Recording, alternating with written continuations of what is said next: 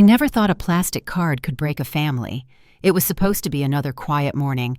The kettle hissed softly while I waited for my prescription refill. The air smelled of chamomile, that comforting scent that always made the kitchen feel safe. My son Daniel was laughing in the living room, his voice rising above the hum of the kettle. For a moment, life still felt predictable, until it wasn't. At the pharmacy counter, the clerk frowned. "I'm sorry, ma'am. This card's been declined." I blinked, certain she'd made a mistake. That can't be right. "Try again." She did. Same result. The machine spat out a receipt marked insufficient funds. My chest tightened. I'd been careful. Every dollar accounted for. I left with the medicine unpaid, pretending not to notice the pity in the clerk's eyes. The short walk home felt longer than usual, the air colder. When I unlocked my front door, something inside me already knew where to look. My wallet sat on the table, open. Inside was not my card, but Hannah's, my daughter-in-law's, identical in color but not in number. She had been here earlier, saying she wanted to help around the house while Daniel worked. When she appeared in the doorway, I held up the wallet. "Did you touch my things?" She smiled too quickly. "Oh, it must have been a mix-up. I was just organizing." "Organizing my bank cards?" Her smile didn't fade. "You're so stressed lately, Margaret. Maybe let me handle these little errands." Her tone was syrupy, patient, as if speaking to a child. I didn't answer. I placed the wallet back in the drawer, every motion slow, deliberate. I could smell her perfume, something sharp and synthetic, lingering in the room even after she left. Later that afternoon, I called the bank. The line crackled, a man's voice filtering through. "Yes, ma'am, all transactions were authorized." I pressed the phone harder to my ear. "By whom?" "By you," he replied, flat and certain. "No," I whispered. "Not by me." He apologized politely, but offered nothing else. I hung up and stared at the receipt still in my pocket. The numbers blurred as my throat tightened. Somewhere between the bank's indifference and Hannah's practiced calm, I realized something had shifted. Control, maybe, or dignity. Both had been quietly stolen. That evening, Daniel came home, tired and distracted. I showed him the cards. She switched them. "Look." He sighed, rubbing his forehead. "Mom, you probably mixed them up. You've been forgetting small things lately." "I haven't," I said, firmer than I felt. "She's using my account." He shook his head. "You're overreacting. Hannah's trying to help." His words landed like stones. My son, my only child, chose her explanation over my truth. I wanted to scream, to shake him until he saw the pattern forming around us. But instead, I nodded. When the house finally fell silent, I went to my room and pulled the small wooden drawer open. My purse fit inside neatly. I locked it with the spare key, the tiny metal click echoing in the quiet. I told myself it was only a precaution, a single step toward peace of mind. But deep down, I knew it was the first line in a war I hadn't planned to fight. As I turned off the light, the drawer seemed heavier than the purse inside. Something invisible pressed down on it, the weight of what I could no longer trust. My son's loyalty had a new owner. The bank's tone changed when I said my name. That morning, the tea in my cup tasted metallic, as if it carried the residue of something I didn't want to know. The house was too quiet, and yet the silence pressed against me, urging me to make that call.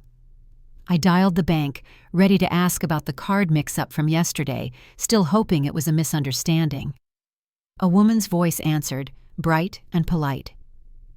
"Can you confirm your contact number, please?" I gave her my usual one. There was a pause, too long to be routine. "I'm sorry, that number isn't on record anymore. It was recently updated." My throat tightened.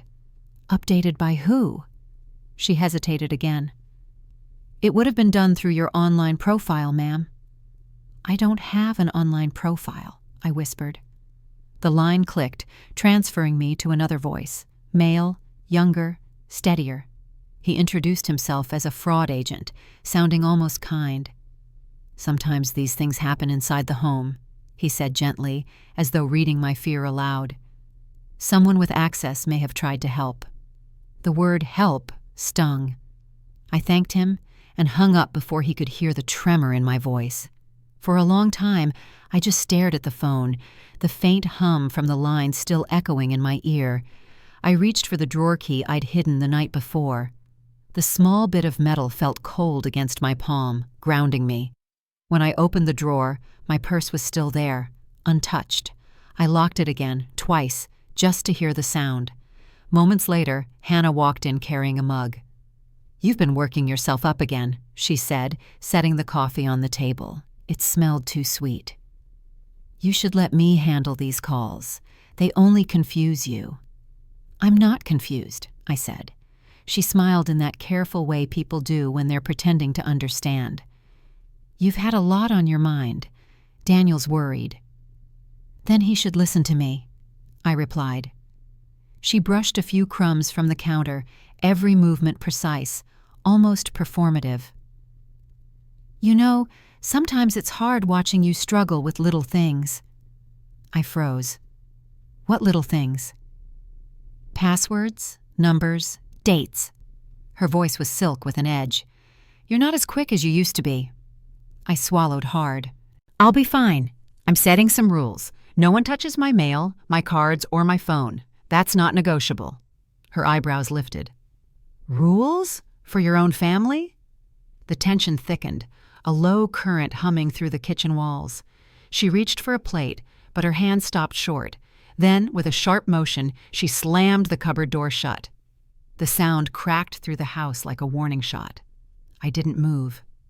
I waited until her footsteps faded down the hallway before I let myself breathe again. The coffee she'd made sat untouched, cooling by the minute. I picked up my phone once more.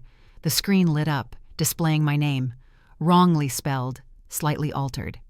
One letter missing, as if to erase me by degrees. I scrolled through the call log and saw it. An outgoing number I didn't recognize, timed exactly 2 nights ago at 9:15 p.m. My stomach turned. That was when Hannah had offered to help set up my online access. For a moment, I thought about deleting the entry, pretending I hadn't seen it. But no, proof mattered. I took a small notebook from the drawer and wrote the number down carefully, pressing the pen so hard the paper nearly tore. Later, when Daniel came home, I almost told him, but the memory of his dismissive sigh the night before silenced me. Instead, I smiled, asked about his day, and kept the secret inside my chest like a live wire. Upstairs, I hid the drawer key under the loose floorboard by my bed. I could still hear the echo of the cupboard slam as I lay down. It wasn't just noise, it was her signal. She'd decided whose version of reality would survive. And as I closed my eyes, one thought looped through my mind until sleep refused to come. She had my voice before I could speak. My pension check never reached my mailbox. The frost on the garden fence shimmered that morning, sharp against the early sun. The air bit at my fingers as I pulled the small metal door open and stared into the empty space inside. Every month, the envelope was there by the 5th, white, thick, familiar. This time, nothing. I waited another hour, then another day, but the box stayed hollow. Mrs. Clark, my neighbor, was clipping dead roses when she noticed me checking again. "Looking for mail?" she asked lightly. "Yes," I said. "My pension. It should have come by now." She frowned, squinting toward the fence line. "Funny thing, dear. I saw Hannah take an envelope from your box yesterday. Thought you'd asked her to." The cold deepened instantly, the kind that seeps into bone. I thanked her, went inside, and closed the door slowly behind me. For a long time I stood by the window, staring at that red flag on the mailbox. It looked like a hand raised in surrender. When Hannah arrived later, carrying a grocery bag as if nothing were wrong, I spoke before she could start. "Did you check my mail yesterday?" She blinked, calm, as ever. "I was helping. You worry too much." "Helping yourself, maybe," I said. Her lips curved into that small, knowing smile. "Daniel asked me to handle your mail. You've been mixing things up lately." "I haven't," I snapped. That envelope was mine." Her tone didn't change. "You can trust me with these things. I'm managing finances better than Daniel ever did." The words landed like a confession disguised as pride. I caught her watching me, not with guilt, but with triumph. She set the grocery bag down, the sound heavy against the counter, and walked out without another word. By evening, the cold outside had crawled into the house. I sat at the kitchen table with my old notebook, the one I used to track household expenses back when Daniel was a child. The pages felt stiff from years of neglect. I wrote the date, January 5th, and the word missing. Then I flipped back, scanning each month's notes. Every withdrawal I hadn't made, every unexplained deduction now formed a pattern. When Daniel came home, I met him at the door. "Your wife took my pension check." He sighed before I'd finished speaking. "Mom, not this again." Mrs. Clark saw her. Maybe she was helping like she said. "I didn't ask for help." He rubbed the back of his neck, eyes darting away.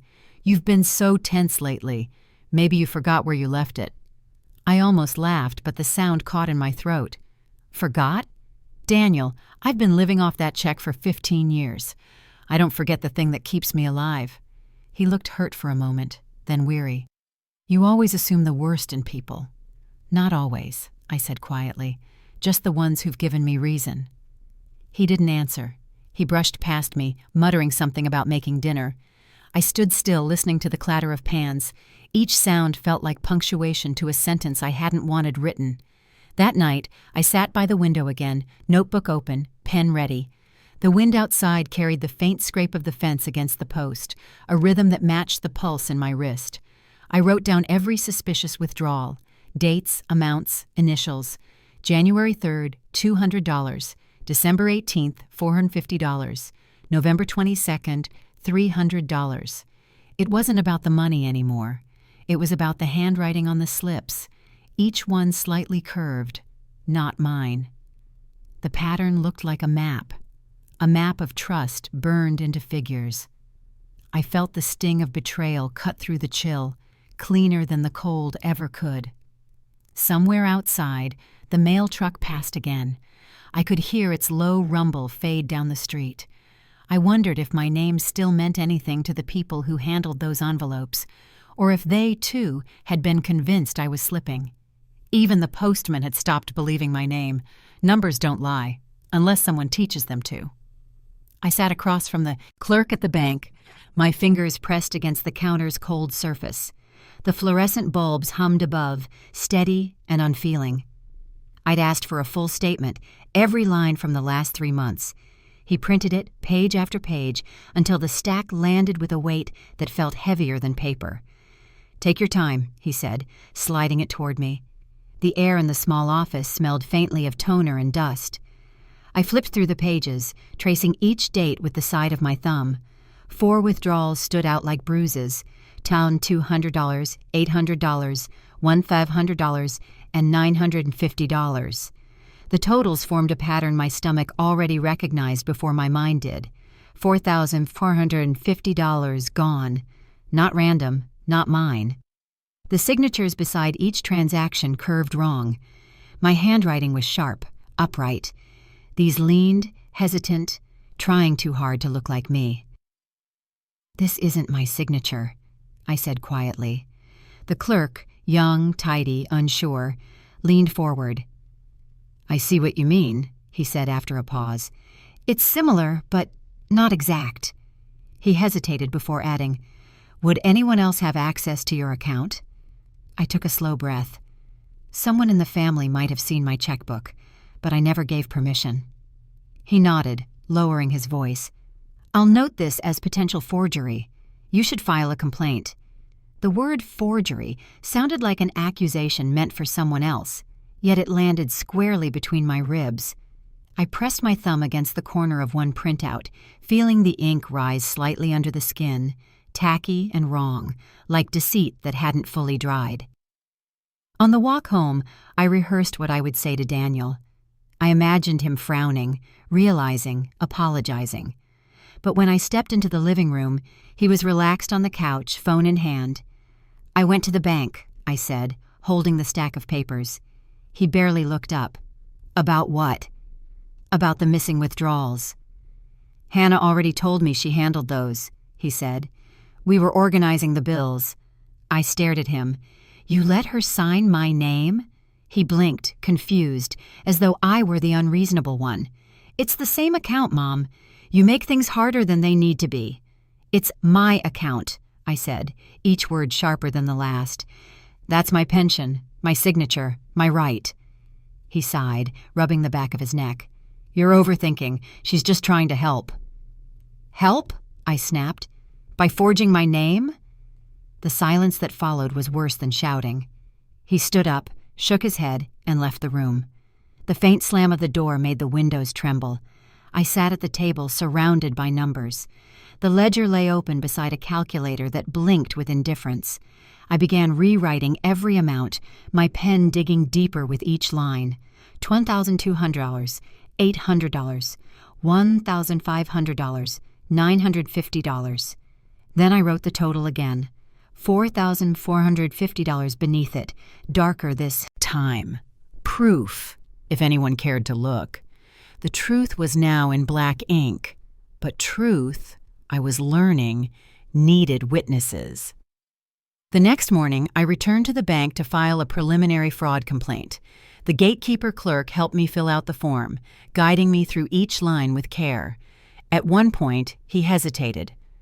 This may take a while, he said softly. They'll investigate, but family cases are tricky. I managed a small nod. I'm used to things taking a while. When I left, I tucked the printout carefully into a folder. It felt like holding a mirror, cold, reflective, and merciless. That night, as I sat alone at the kitchen table, the lamp cast a thin glow over the ledger. The pen I used lay beside it, ordinary and guiltless. I stared at it for a long time, thinking about the hand that had used another one to erase me line by line. Numbers don't lie, but the person behind them can teach them how. Her pen wrote my disappearance. He said it wasn't real fraud if it stayed in the family. The precinct smelled of burnt coffee and damp paper. I waited on a metal bench while the hum of fluorescent lights pressed down from above. The officer who finally called me in looked too young to have ever seen betrayal up close. His badge caught the light as he leaned back in his chair, already bored before I'd begun. I'd like to file a report, I said. Forgery and theft. He clicked his pen. Between who? My daughter-in-law. That earned a small grin. So, family. Yes, she forged my signature on 4 withdrawals. I have proof. He glanced at the pages I slid forward. My notes, my figures, the total, $4,450, neatly boxed in red. He didn't even read them. Maybe it's just a misunderstanding, he said. You gave her permission once, right? Never, I said firmly. Those aren't my signatures. He twirled the pen between his fingers, eyes scanning the room behind me, as if hoping for a distraction.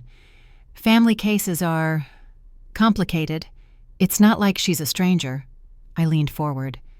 Does that make it legal? He sighed, scribbling a half-hearted note. It's a civil matter. You'd need to handle it privately. My voice broke despite me trying to hold it steady.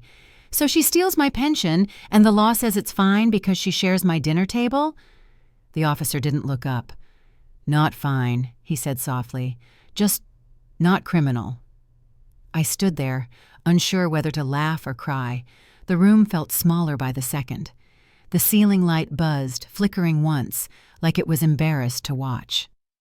He handed me a thin paper copy of the report, barely filled in. Keep this for your records, he said. For my records, I repeated, staring at the empty lines. What good are records when no one reads them? He shrugged. Sometimes these things resolve themselves. Sometimes, I echoed, sliding the form into my purse. I walked out before he could see how my hands were shaking. Outside, the afternoon glare hit like a slap. I stood on the steps of the station, paper in one hand, phone in the other. The wind tugged at the page, but I held on. Proof or not, it meant nothing here. My phone buzzed. A message from Hannah. Police said you're confused. Maybe stop embarrassing the family. I read it twice. She'd already twisted the story, already found a way to make my truth sound like madness. I looked down at the faint reflection of the badge on the report copy, the emblem blurring in the sunlight. It felt like I'd been branded, not protected. That night, I spread the document on the kitchen table next to the ledger and calculator. The three of them looked like relics of a system built for someone else. I traced the officer's careless handwriting, the words civil matter looping like a dismissal carved into my worth. I kept the lamp on, letting the light pool over the paper until it warmed under my fingertips. I wanted to believe the glow meant something, that attention could still make things real. Daniel came home late, his tone soft, rehearsed. "Mom, Hannah told me about today. You went to the police?" "Yes," I said. "They said it's not real fraud." He frowned. "That's what I told you. You're overreacting."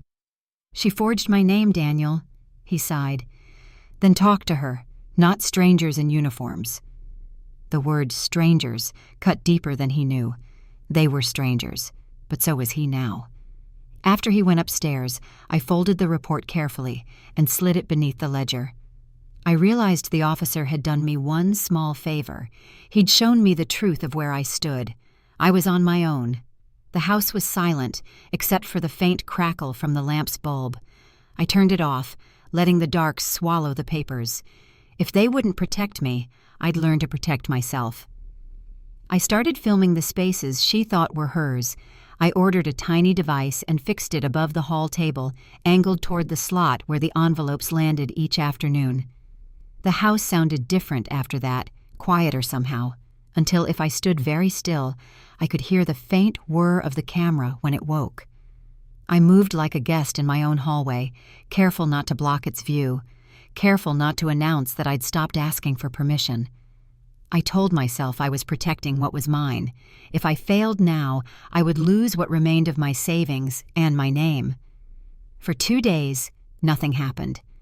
Hannah breezed through with soft smiles and bowls of fruit, the choreography of a helpful person. "You've got to rest," she said, closing a drawer with little pats that sounded almost tender. I kept my replies short, placing the mail where the camera could see every move. Each time the door clicked behind her, I checked the app, watching myself walk in and out like a stranger. On the third evening, the hallway light was off and the house was still. At 11 p.m., the door opened. She stepped into the frame and paused, listening. Then she moved directly to the table, calm hands, barely a glance around. She slid a nail beneath an envelope addressed to me and lifted the flap with a breath of patience, like she'd done it 100 times. She folded the paper once, twice, into her pocket, then smoothed the envelope so it looked untouched. She checked the corners, the angle of the stack, even the position of the pen I kept by the bowl. The camera saw everything. I watched the clip without breathing. It lasted less than a minute, and yet something long and bitter uncoiled in me while I replayed it again and again. I wasn't guessing anymore. The next morning, she poured coffee and asked if I slept. "Like a stone," I said. She smiled, satisfied with her own narrative. I stored the video in 3 places: phone, drive, a spare card hidden beneath the linen set at the back of my closet. I was done trusting a single copy, done trusting anyone else's version of events.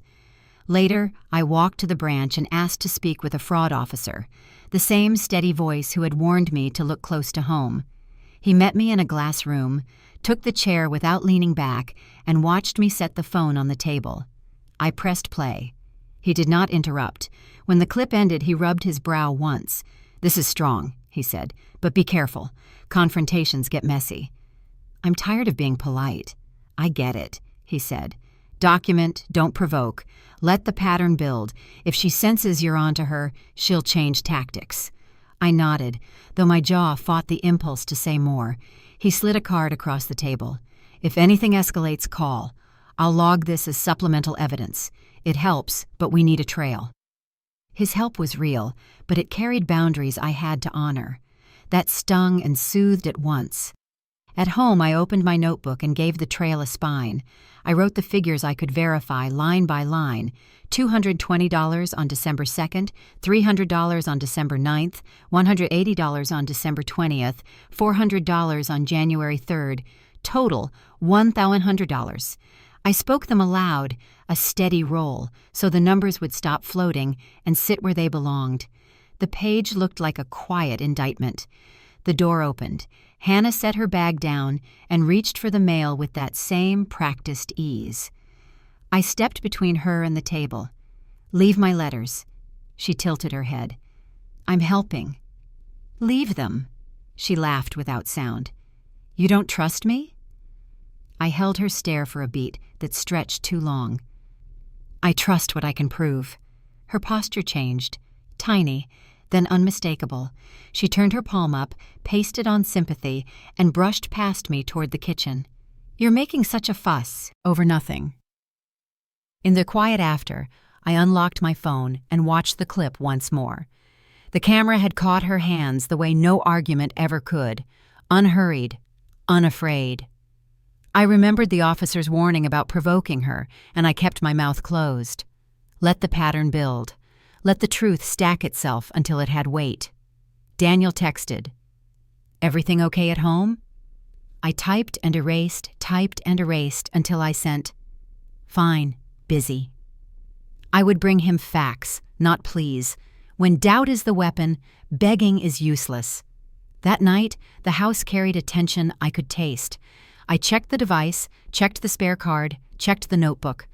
I told myself that secrecy wasn't a sin if it protected me from a bigger one. I sat on the edge of the bed with the drawer key in my fist and let the minutes pass. I would not rush. I would not warn her.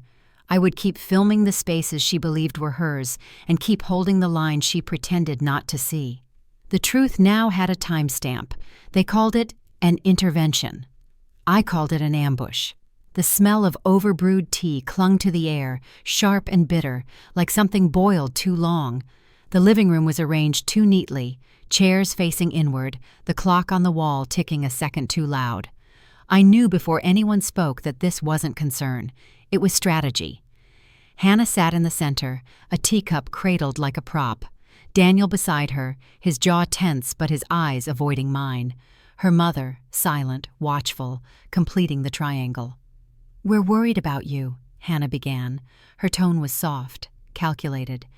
"You've been confused lately, forgetting things, losing track of money." I felt my pulse thud in my throat. "Confused?" Daniel glanced at her before adding, "It's not an accusation. We just think maybe you should let Hannah manage things again." I laughed, but it came out cracked. "Manage things? You mean my account?" "Mom," he said, using the voice he reserved for difficult clients at work. "Please, let's not make this harder." She placed her cup down, aligning it precisely with the coaster. "It's just... Daniel worries. You've been acting paranoid. All these complaints, the police, the cameras." "Stop." My voice cut through theirs, shaking more than I wanted. "You know exactly what you've done." "See?" she said quickly, turning to Daniel. "This is what I mean." Her mother finally spoke, calm but edged. "Maybe it's time you let someone help before things get worse." I looked from face to face, the room suddenly smaller. The clock ticked, like a metronome counting down my sanity for them. I could feel their certainty thick in the air, rehearsed and perfect. But they didn't notice the small red dot glowing faintly from the lamp shelf. I'd turned the recorder on before I walked in. Their voices were no longer just weapons. They were evidence. When I tried to defend myself, they talked over me. "You're imagining things. You've mixed up the accounts. You're forgetting conversations." Each line another needle meant to pierce what little confidence I had left. I folded my hands in my lap, pretending to retreat. "If I'm so forgetful," I said quietly, "then tell me, why does every mistake cost me exactly the same amount?" That earned me silence, just for a heartbeat. Then Hannah smiled, too fast. "You're exhausted. Rest, and let me take care of it." "I'm done being taken care of," I said. Her smile faltered, then reshaped itself into pity. "You're not well." Those words landed heavier than any insult. They didn't want me to look irrational. They wanted to make me believe I was. The worst betrayal wasn't theft. It was rewriting your mind while you watched. When they left, I sat still for a long time, the faint scent of tea cooling into something stale. I looked at the recorder light, blinking its steady rhythm, and finally pressed stop. My hands trembled as I played it back, their tones, their phrasing, every twist of concern sharpened into cruelty. That night, I walked next door and knocked on Mrs. Clark's door. She opened it in her robe, surprise fading quickly into worry. "You all right?" "I just need you to listen to something," I said. She poured 2 cups of tea, normal tea, not the kind that tastes like control, and we sat at her kitchen table while I hit play. The voices filled the small room, each word clear and damning. When it ended, she didn't speak for several seconds. Finally, she looked up. "You weren't losing it," she said softly. "They were." Her certainty steadied me more than sleep ever could. For the first time in weeks, I wasn't imagining the walls closing in. I was documenting them. The next morning, I made a copy of the file and drafted a short note to attach to it. Formal complaint, possible financial coercion, and elder fraud. I wasn't sure what the response would be, but I knew the next move was mine. Their voices became my evidence. The clipboard woman looked sorry before she even spoke. She sat across from me in the armchair Hannah had chosen for guests, soft, neutral, meant to disarm. The caseworker's shoes left faint marks on the rug, lines that would vanish as soon as she stood up, just like her promises would. Her voice was gentle, that practiced tone people use when they've already made up their mind. "I just want to understand your concerns," she said. I nodded, trying to keep my hands still. "My daughter-in-law has been taking my mail, using my account, and now says I'm confused. I have a recording of her admitting to opening my letters." The woman wrote something down without looking at me. Her pen made slow, even strokes across the form balanced on her clipboard. I noticed how her thumb smoothed the paper every few lines, as if pressing my words flatter. "Do you have access to your finances?" she asked. "I do," I said. "Barely. I had my bank freeze joint access." "And how has that affected your relationship with your family?" The question stung more than I expected. "It's not my family I'm fighting," I said. "It's the system that lets people like her get away with this." Hannah chose that moment to drift in from the kitchen. "Would anyone like more tea?" she asked sweetly. The air behind her felt tight. The caseworker smiled. "That would be lovely, thank you." Hannah disappeared, her footsteps deliberate. When the cup arrived, the woman set it on the table beside her clipboard and glanced around the room like a tourist collecting impressions. "It's a beautiful home," she said. "It was," I replied, before it became an evidence locker. Her pen paused mid-note. "I understand this has been stressful." "That's one word for it." She continued the checklist: income, support, cognitive screening. Each topic chipped at my patience. I could see the form filling with phrases that would dilute everything I said. Reports feeling unsafe, appears lucid, family tension present, words that sounded clinical enough to absolve everyone of responsibility. After 45 minutes, she closed the file and placed her pen carefully across the top. "We'll schedule a follow-up visit," she said. "For now, your case will remain pending review." "Pending?" I repeated. "Yes," she said softly. "It just means we're still gathering information." Hannah hovered in the doorway again, arms folded loosely. "Of course," she said, smiling at both of us. "We'll cooperate with anything you need." The woman nodded, offering me a polite, tired smile. "You're lucky to have such support." I wanted to laugh, but the sound wouldn't come. When they left the room, I stared at the imprint the clipboard had left on her skirt. Faint lines pressed into the fabric. Proof of presence, already fading. Later that night, I heard Hannah whispering on the phone in the next room. "She's ruining everything," she hissed. "You told me this would stop once the caseworker came." There was a pause. Then Daniel's voice, low and tight. "Just let it go. You're making it worse." "I'm cleaning up her mess." The words hit like small hammers. I sat in the dark, the armchair still warm from where the woman had sat, her sympathy leaving no mark I could use. By morning, I had made a decision. I opened the folder on my desk and slid the printed report beside the USB stick holding the video clip, the one showing Hannah taking my mail. My fingers brushed the rough edge of the label I'd written in black ink. Recorded January 12, 11:03 p.m. I composed a short message to the same office. "Please attach this to my previous complaint. Visual confirmation included." I hesitated before sending it, the cursor blinking like a question mark I refused to answer. Then I pressed send. Something inside me steadied. I realized I wasn't waiting for them to believe me anymore. I was building a trail so clean it couldn't be ignored. Bureaucracy was slow, but paper had a memory longer than pity. I leaned back in the armchair and looked at the spot where the clipboard had rested. The cushions still bore a faint dent, proof that someone had been here, proof that could vanish at any moment. I wouldn't let the same thing happen to my story. I'd turned their kindness into paperwork. For the first time, her card failed. Mine didn't. The bank called early that morning. The manager's voice was formal, practiced, but beneath it ran the faint edge of apology. "We've completed the review," he said. "Joint access is suspended until the investigation concludes. You have full control for now." I thanked him quietly, even though my throat felt tight.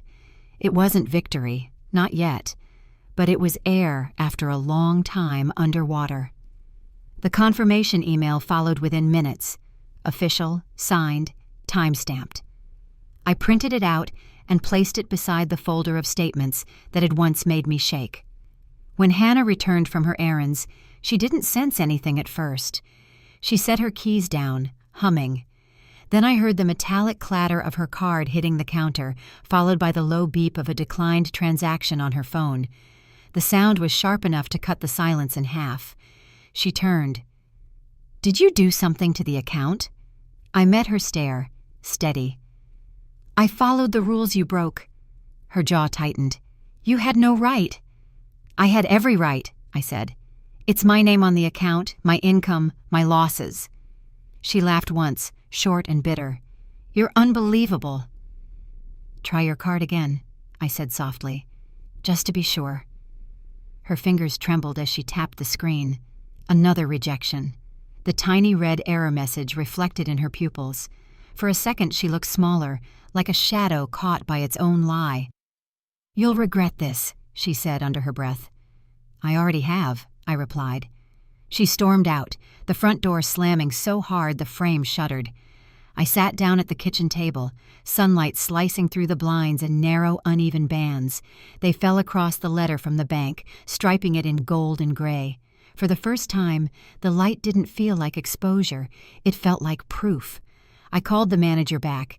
He confirmed the freeze in measured tones. "It's a legal hold," he said. "Standard in cases like this.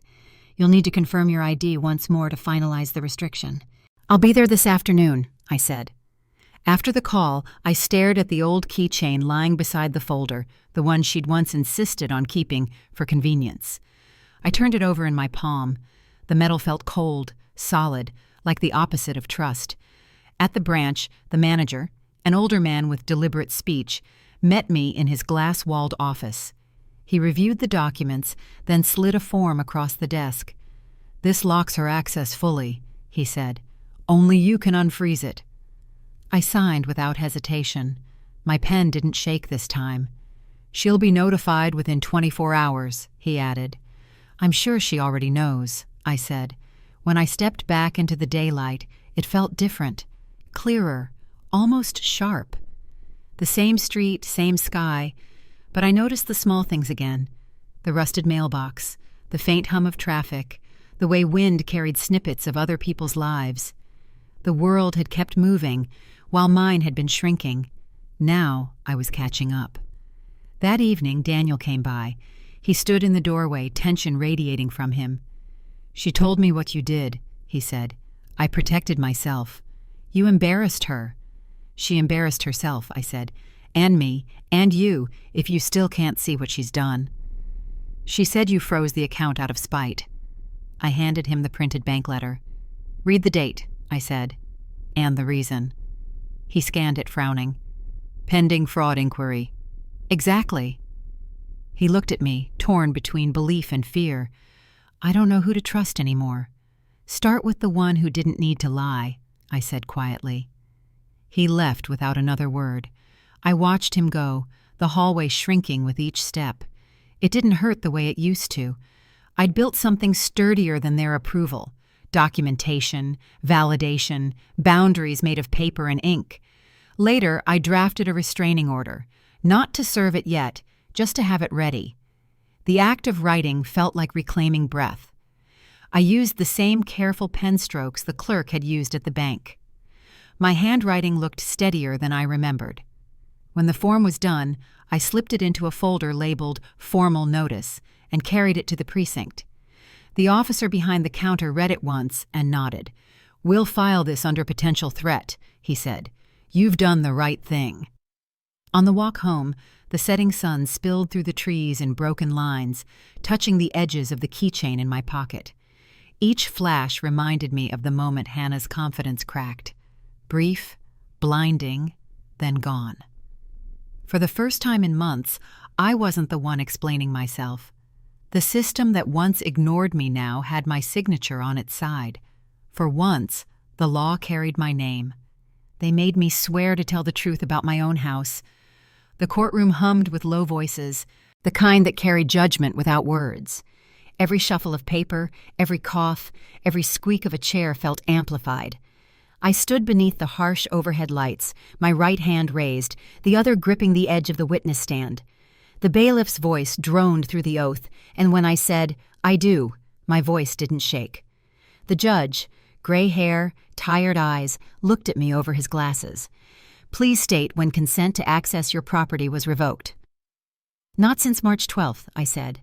My words landed heavy, echoing longer than the question. The arbiter, seated beside me, slid the document forward, the protective order bearing Judge Miller's signature, dated and stamped, my name at the top. The sight of it steadied me. The paper wasn't just ink. It was acknowledgement. Across the aisle, Hannah dabbed her eyes with a folded tissue. Her performance began before the cameras even finished adjusting. The murmur in the audience rose, a wave of pity she'd learned to summon on command. The prosecutor's voice cut through the sound. We'll now enter the written transcript of the prior fraud hearing into record. The clerk carried the thick stack of papers toward the bench. The rustle of pages filled the silence. I caught a whiff of stale air and paper dust, like old archives being reopened after years of neglect.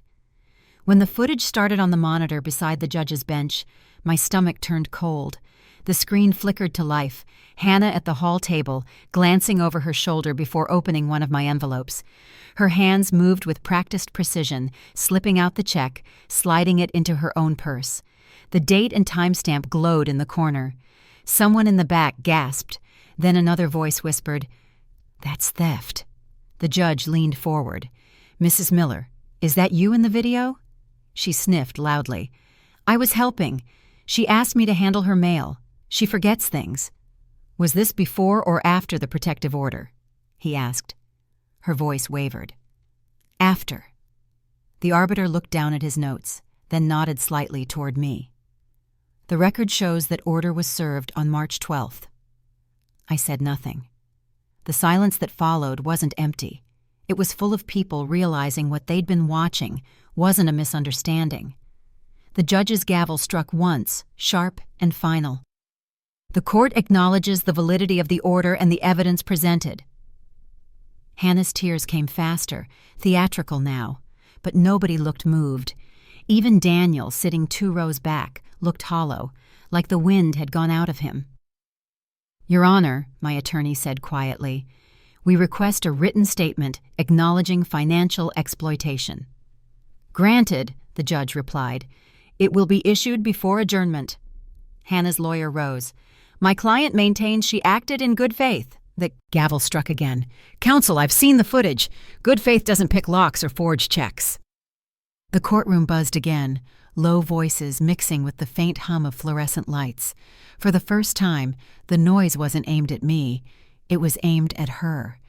Hannah turned toward me, eyes red, her voice breaking. "You've destroyed our family." I didn't answer. The truth didn't need my defense anymore. It was on record. The arbiter leaned closer and whispered, "We'll get the official transcript within 3 days. Keep it somewhere safe." "Safer than before," I murmured. As the clerk returned the evidence to the table, the video froze on one frame.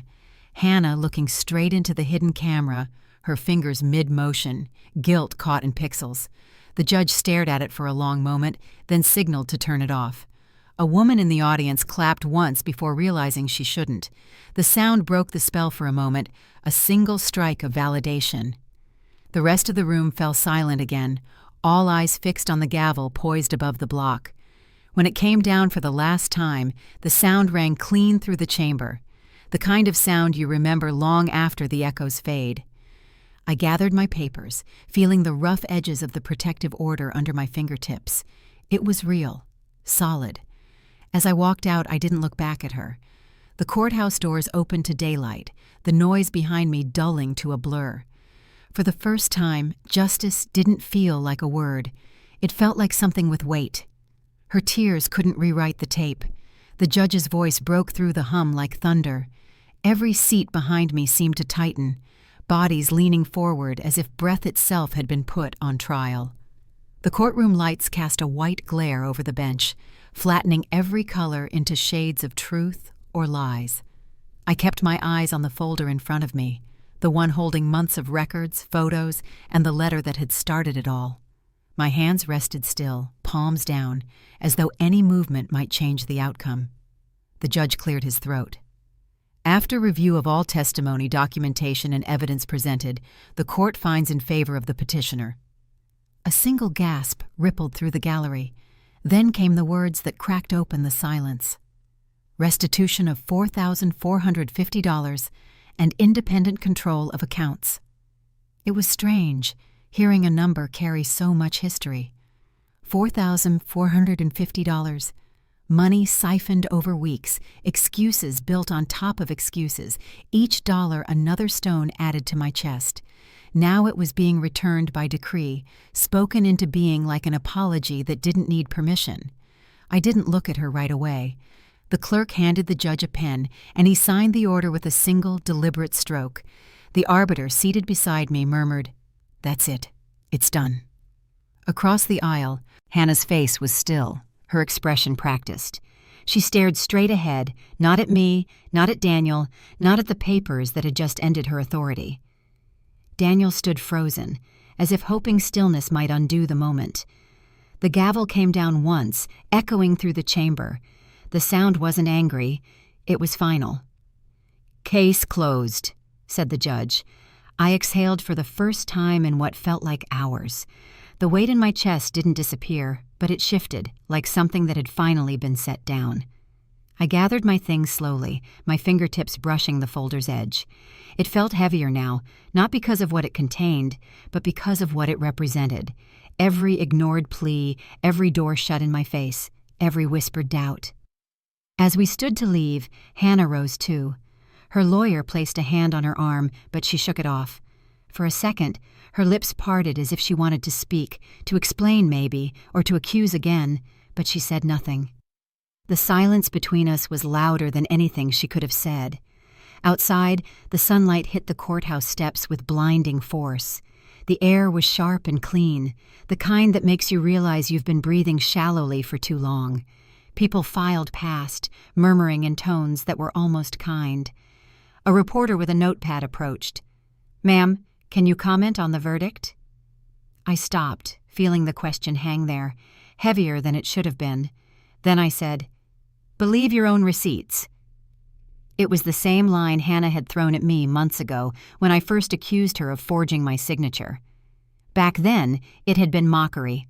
Now, it was truth reclaimed.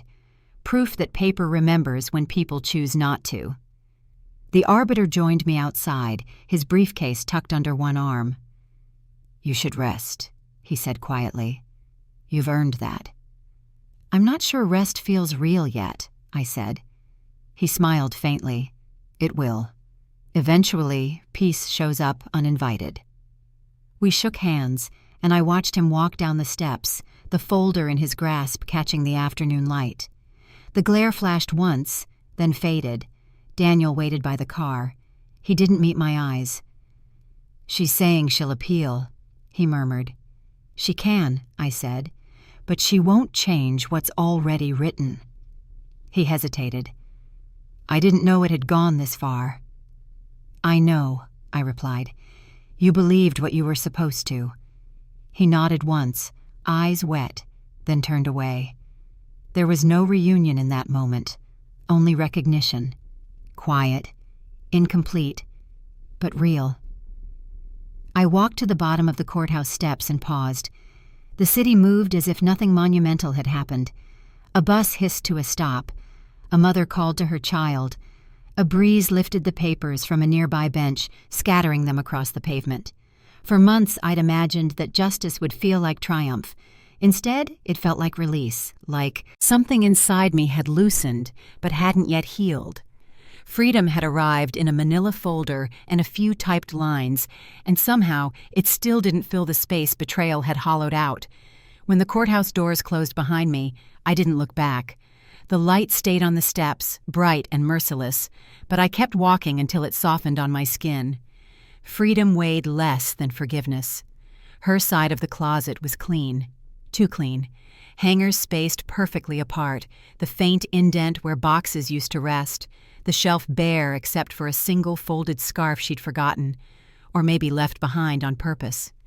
The air still carried a trace of her perfume, faint and artificial, the kind that lingers longer than affection ever did. I stood there, the open door framing the absence like a photograph that refused to fade. The silence of the house felt different now. It wasn't oppressive. It was structural, as if the walls had been waiting for me to hear them again. I walked to the dresser, opened the top drawer, and found the small stack of envelopes where I kept receipts and old notes. I added a new page to the pile, the insurance inventory, stamped approved. They'd confirmed my list that morning. Missing jewelry, 5 pieces, appraised at $4,450. I'd expected the process to feel bureaucratic, cold, but instead, it felt like closure typed out in black ink. The caseworker's email had been brief. Claim processed, payment scheduled within 5 business days. 5 days. I counted them out on my fingers without meaning to. Not because I needed the money, but because I wanted to see time measured in my own terms again. I turned toward the window. The afternoon light cut through the curtains, touching the photo frame on the nightstand.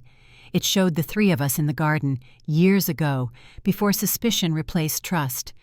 I picked it up carefully, tracing the edge where the glass met the wood. My reflection sat there beside hers, divided by years of denial and proof. When the knock came, it was light, hesitant. I opened the door to find the caseworker, the protector, standing with her clipboard tucked under her arm.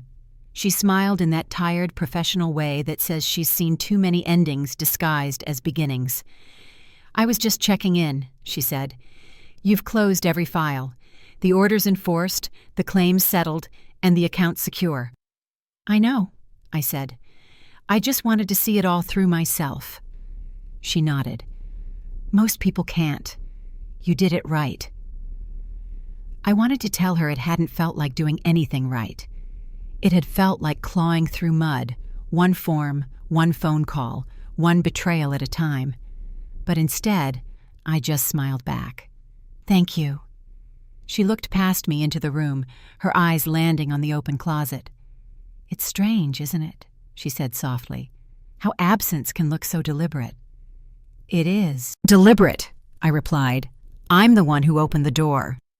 She left a minute later, promising a final report for the records. I watched her car pull away, the gravel crunching like punctuation. When the sound faded, the house fell quiet again. But this time, it was the kind of quiet that breathes instead of suffocates. I sat on the edge of the bed, the inventory notes still in my hand. The list was simple: necklace, earrings, bracelet, ring, brooch. But behind each item was a memory I'd already mourned. I realized I wasn't cataloging loss anymore. I was accounting for what remained. The closet door creaked slightly as I pushed it shut. The echo rolled through the hallway, unhurried, honest. For the first time in a long time, I didn't flinch at the sound of my own home settling. In the kitchen, the clock above the stove ticked evenly, a rhythm that felt like my own pulse. I made tea, stirring in 1 spoon of sugar, watching the swirl fade. Small routines reclaimed. When I walked back to the living room, I paused by the empty frame where her graduation photo used to hang. I hadn't taken it down. She had. The nail was still there, a tiny dot on the wall, centered perfectly. I decided to leave it empty, a reminder that not every space needs refilling. I sat by the window as dusk crept in, the scent of her perfume still faint but fading. I realized then that scent was a kind of ghost, present only until the air decided to move on. My phone buzzed once. A message from Daniel. "Hope you're okay. No apology, no acknowledgement, just distance shaped into politeness." I didn't reply. Some conversations end better unsent. I picked up my notebook and wrote a single line.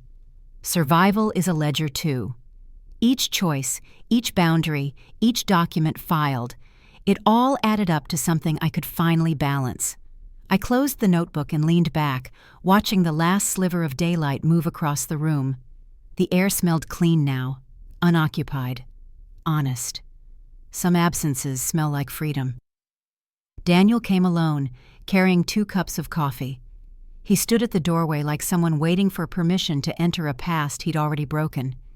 His shoulders were hunched, eyes uncertain. The steam from the cups rose between us, curling upward before dissolving into the quiet. "I didn't know where else to go," he said. I stepped aside. "You came to the right place. This time, at least." The scent of the coffee filled the air. Strong, bitter, familiar. I hadn't smelled it in months. It brought back mornings before everything fractured, before every conversation turned into evidence. He handed me 1 cup. "She confessed," he whispered, "about the signatures, about the withdrawals. Said she thought she was helping." "Helping herself," I said softly. He winced but didn't argue. We sat across from each other at the kitchen table, the same one where all those lies had begun. The surface was bare now, except for the 2 cups and my small notebook. I'd kept it open, half-written lines across the page. For a long moment, neither of us spoke. The coffee cooled between us. Finally, he said, "I'm sorry, for not believing, for standing on the wrong side." I looked at him, searching for the hesitation I used to hear. It wasn't there. His voice was raw, stripped of performance. I reached for my phone and pressed record, not for leverage, not for proof this time, but for memory. "Say it again," I said. He met my eyes. "I'm sorry." The words landed softer than I expected. They didn't fix anything, but they stopped the bleeding. I let the recorder run, capturing the silence after, the truest part of any apology. He rubbed his hands together, nervous. "I didn't think she'd go that far. She told everyone you were slipping, that you'd signed everything over. I wanted to believe her because—" He trailed off, staring into his coffee. "Because it was easier." "I know," I said. "It's easier to doubt the one who hurts quietly." He nodded, ashamed. The warmth from the cup had faded, but the air around us felt different. Less sharp, more human. "I thought justice would feel cleaner," I said. "But it's messy. Even when you win, you lose pieces of yourself." He looked up. "Do you still hate me?" "No," I said after a pause. "I stopped hating when I realized you were lost too. I just wish you'd found your way back sooner." He nodded again, eyes glistening. "I wanted to. I just didn't know how." The recorder blinked quietly beside us. I flipped open my notebook, where a single line waited unfinished. "Truth changes shape depending on who holds it." I underlined it once, then wrote another sentence beneath it. Forgiveness is not surrender. It's accounting. He watched me write. Are you still keeping records? Only the kind that help me remember what not to forget. He gave a small, rueful smile.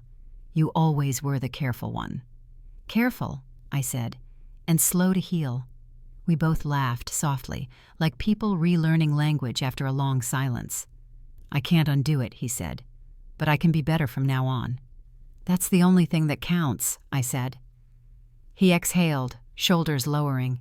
For the first time in years, his face looked lighter, as if confession had unclenched something inside him.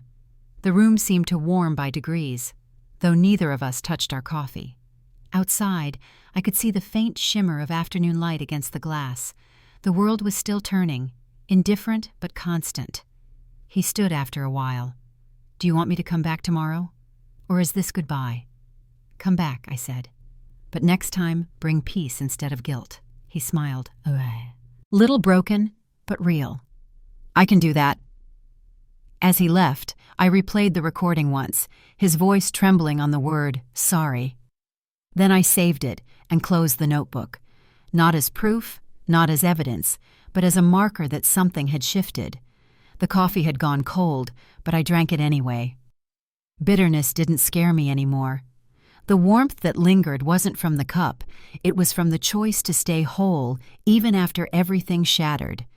Forgiveness wasn't free, but I paid in peace. Every number I once feared now tells my story. The morning felt strangely familiar, the same teapot humming on the stove, the same chair by the window, the same slow rhythm of light stretching across the kitchen table. Yet everything inside that sameness had shifted. What used to feel like repetition now felt like recovery. The mail lay in a small, neat stack beside my cup. On top sat the envelope from the bank, cream-colored, stamped, impersonal. I held it for a second before opening it, feeling the faint ridges of the paper. The hum of the kettle filled the air, steady and patient. When I unfolded the statement, the numbers lined up perfectly. Every correction reflected, every stolen amount restored. My name alone, sat clean at the top of the page. No co-signer, no guardian, no fine print that hid betrayal behind bureaucracy. I traced the balance with my fingertip, letting the truth of it settle. For months, these numbers had felt like accusations. Now they felt like proof that I had survived. I poured the tea and watched the steam rise, curling in slow ribbons toward the sunlight. The room glowed, gentle and warm, the kind of light that doesn't demand attention. It just arrives. The gatekeeper clerk had sent a note with the statement. A single line, handwritten at the bottom. Final reconciliation complete. Thank you for your patience. I smiled at that. Patience had been expensive, but it had paid in peace. I whispered the words that had haunted and guided me through it all. Believe your own receipts. They didn't sound like defense anymore. They sounded like closure. The window stood open, and the breeze moved through the curtain. Outside, a neighbor laughed, the sound easy, unburdened.